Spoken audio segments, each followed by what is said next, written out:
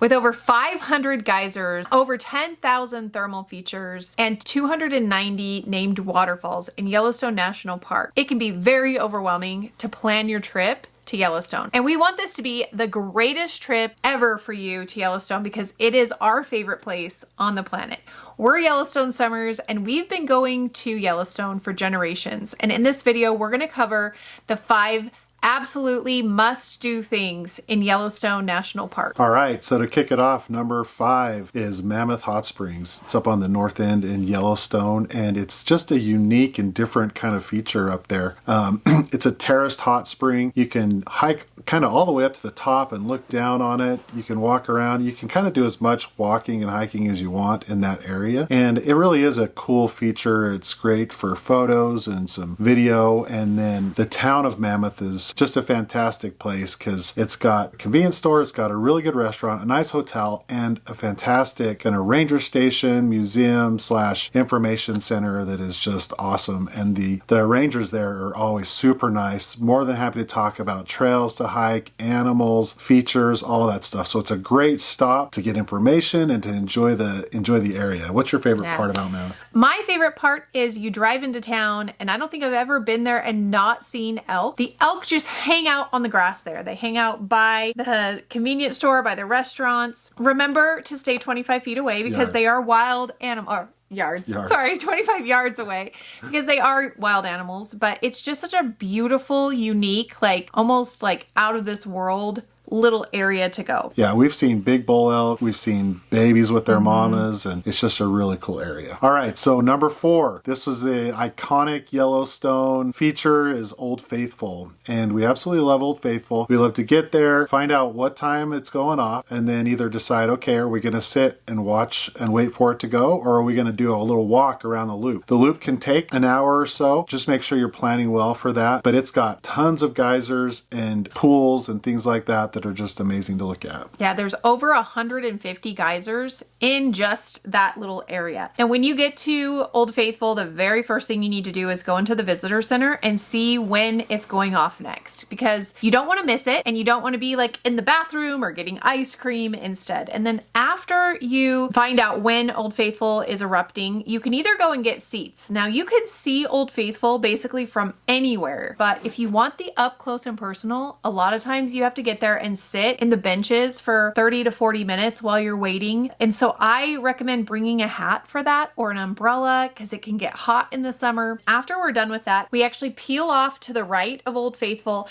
and take the trail all the way around to all those different geysers. And you might get lucky and see additional geysers going off. In fact, you will no matter what. Yeah. My favorite one is the grotto geyser. It's this cute little grotto with a geyser in it. And then when we hit that, we know that we're about 10 minutes away from the ice cream shop, which we love stopping there, getting ice cream if we haven't already done it when we're sitting in the hot sun waiting for Old Faithful to go off. Yeah, it's not a hard hike, but it's a long one. So just be prepared that the last 10-15 minutes seems kind of long because you've already done kind of a lot of walking around, but it's well worth. In fact, my grandma Summers, who was one of the instruments in building my love for Yellowstone, her favorite pool was out there. It's just this most beautiful like turquoise pool. It's called the Morning Glory Pool. It's just a really pretty one. And last time we were there, we actually saw the Riverside geyser going off, which it goes off pretty regularly, but it's just cool to see a geyser basically shooting off right by the Firehole River. So yeah, really you cool. also can bring your stroller on this hike. It's not actually a hike. It's more like a walk. It's all paved and you can push and boardwalk. You can push a wheelchair. And so it's a great one for the family. All right. So number 3 is kind of the color explosion of Yellowstone called Grand Prismatic Spring. And it's a really big spring. There's a boardwalk that goes all the way around it, which is, I recommend. Parking can be kind of tough sometimes if you're there in the middle of the day. A lot of people there. You might have to wait or park on the road and walk in. But it's worth it. And our other favorite thing to do is go park at the trailhead to Fairy Falls, and you walk in, I don't know, about a half mile, and then you hike up the hill to the Grand Prismatic Overlook. And this is where you really see kind of the beauty of Grand Prismatic because you're up above it.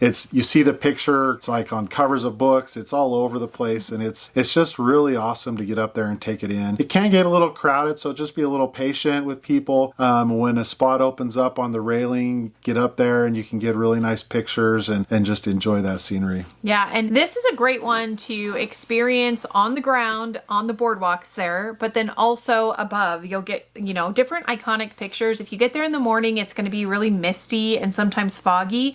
When you get there in the middle of the day, it's usually the fog has cleared out, but it's a lot busier in the middle of the day, and so you just want to plan for that. A lot of times there's like traffic stoppage right along there because so many people are trying to get in and see it and also go up. And if you want to do an extra hike that I think it takes about 3 hours, you can go the full Fairy Falls Trail, and it heads to like an amazing waterfall, and that's actually where the very first time I ever saw river otters was on the Fairy Falls Trail at the very end, right by the waterfall. Yeah, it was a family too. It was like a mom and a dad and babies, and they were just playing around. It was a really cool thing to experience. All right, so that was number 3. So number 2 is a really fantastic walk for me, but it can be a strenuous hike, but it's to the brink of Lower Falls. This is like power and intensity. Like you're down there, there's thousands and thousands of gallons of water just pouring over these falls, and you're right next to it. You can feel it, the rumble in your soul. And then you look down and you see the mist from the waterfall coming up and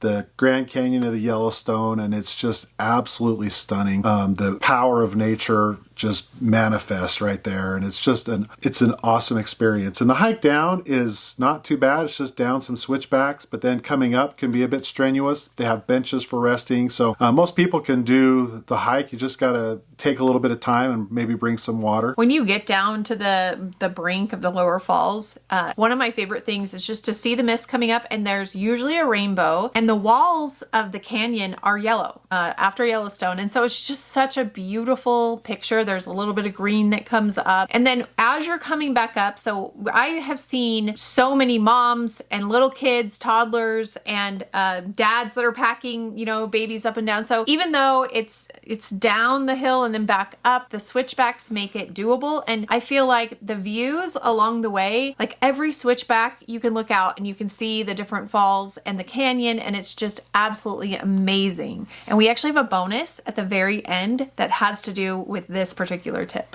That's right.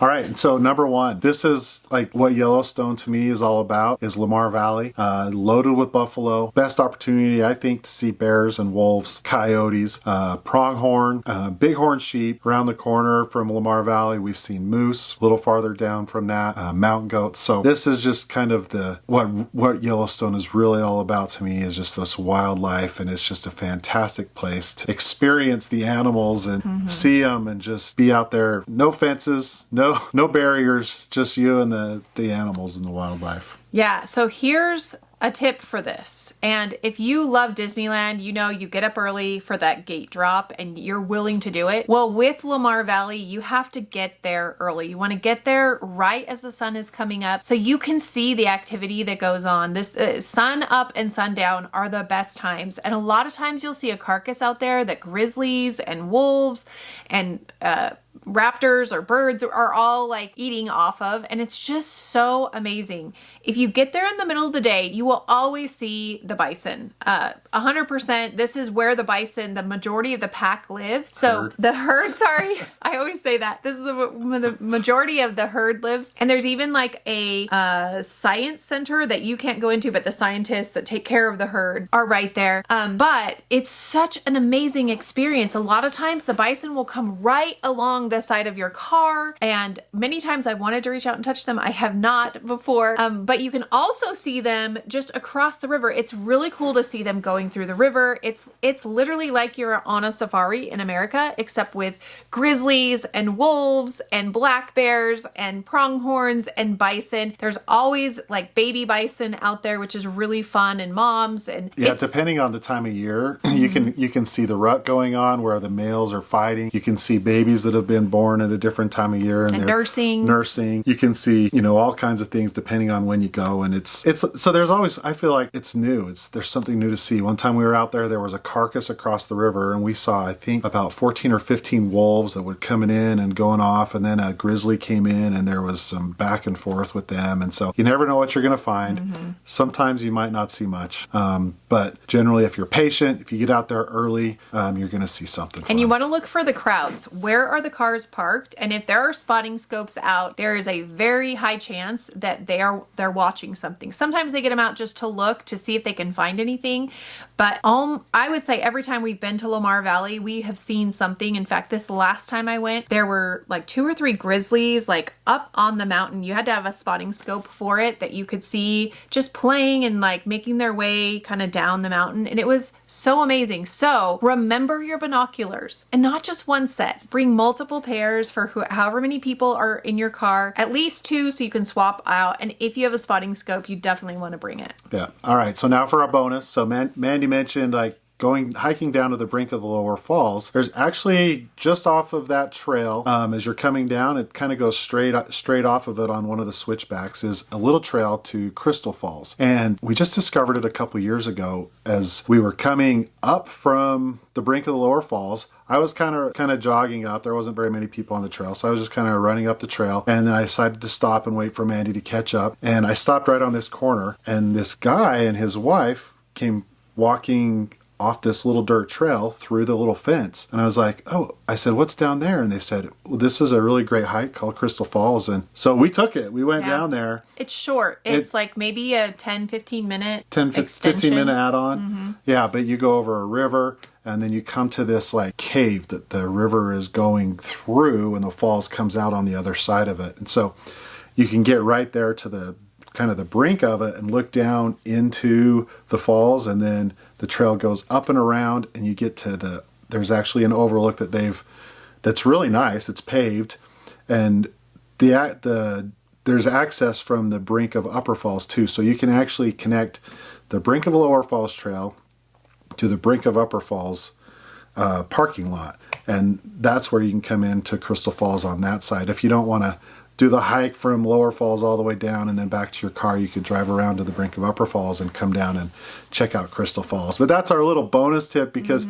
it's not, I've been down there multiple times, and I've maybe seen 2 or 3 people that are there at the same time. So it's a nice little secluded space. It's not a massive waterfall, but it's pretty tall, and it's just a cool feature that we really love, and we're sharing that with you. Yeah. So if you are looking for a Yellowstone National Park guide, you can go ahead and check the description below. We've got that linked there. If you are wanting to jump into a Yellowstone community, jump into our Facebook Yellowstone community. We often will post where we have seen animals. A lot of our reels that we post that have animals on them, we try and put the location on there too, so you can see where we've seen these before. So you're not just like looking in a random spot in Yellowstone for something that might not necessarily be there very often. So we hope that you have a wonderful time in Yellowstone National Park. It is truly one of our favorite places to be. If you liked this video, give it a thumbs up, hit that subscribe button so you can be notified every time we upload a brand new video. And we would love to hear in the comments below when you're going and what you saw when you went to Yellowstone. We'll see you in our next video. Thanks for watching. Bye.